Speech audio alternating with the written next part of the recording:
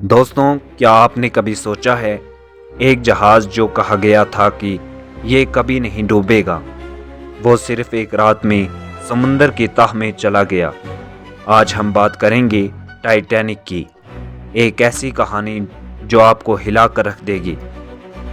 1912 میں ایک بہت بڑا اور جدید جہاز بنایا گیا جس کا نام تھا ٹائٹینک۔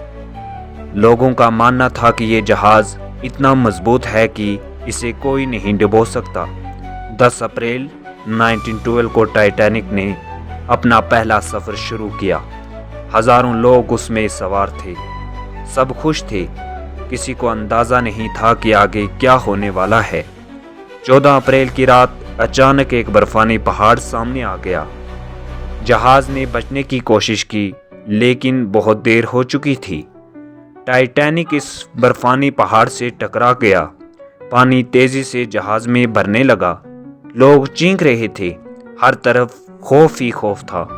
صرف چند گھنٹوں میں دنیا کا سب سے بڑا جہاز سمندر میں ڈوب گیا۔